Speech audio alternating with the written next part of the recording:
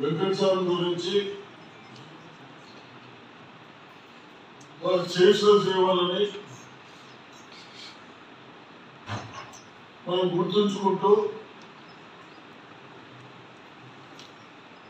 ఒకసారి పార్లమెంట్ మెంబర్లు కానీ సెంట్రల్ మినిస్టర్ కానీ ఎమ్మెల్సీ కానీ ఎమ్మెల్యే కానీ వివిధ పోస్టులు అలంకరించుకొని ఎక్కడైతే వీకర్ సెక్షన్ వాళ్ళకు మన స్టేట్ కానీ భారతదేశం కానీ మన స్థాయిలో ఏది చేసే వారి పద్ధతులు ఏ పని చేయగలుగుతాం ప్రజలకు బాగా ఉండటానికి ప్రజలకు ఉపయోగపడటానికి అని ఆ రోజు చేశారు.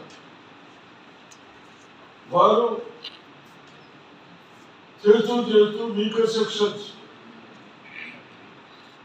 సెక్షన్ వాళ్ళకు ఆ రోజుల్లో ఉండటానికి ఇల్లు లేకో కనీసం పాలకలు లేక బాధపడతా ఉంటే ఆ రోజులో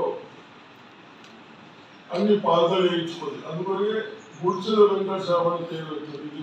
ఇంటి పేరు కాదు, ఇది అందరూ మనం బీద వాళ్ళు చేసినది దాని కొరకు మనం చూస్తాం. కాబట్టి వారు ఉన్నప్పుడు, వారు మినిస్టర్గా ఉన్నప్పుడు కానీ ఎంపీగా ఉన్నప్పుడు కానీ మేము చాలాసార్లు వారికి కన్సల్ట్ జరిగింది.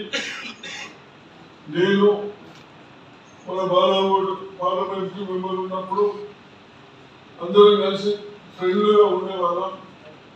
కాబట్టి మనకు మన ప్రజలకు ఎవరైతే సేవలు చేస్తారో ఆ సేవలను గుర్తించుకోవడానికి మన ప్రభుత్వం, మన ముఖ్యమంత్రి రేవంత్ రెడ్డి గారు ఇటువంటి పెద్దలది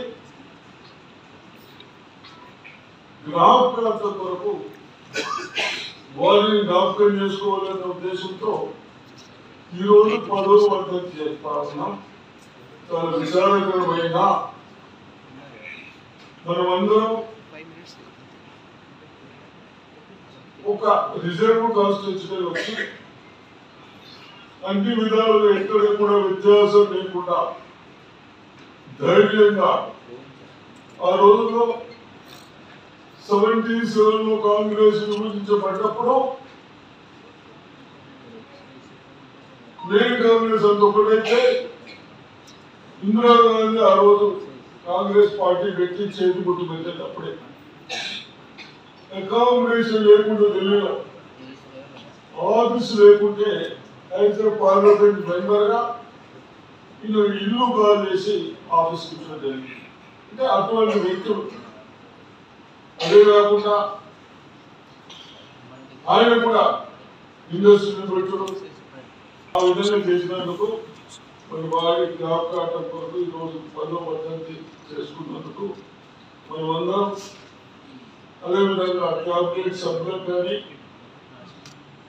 ఎమ్మెల్యేస్ కానీ ఇటువంటి పెద్దలై వర్ధాంతం చేసుకుని జ్ఞాపకం పెట్టినప్పుడే రేపు భగవంతుడని అనుకుంటే మనకు కూడా బాగుంటుంది అని నేను ప్రార్థిస్తాను.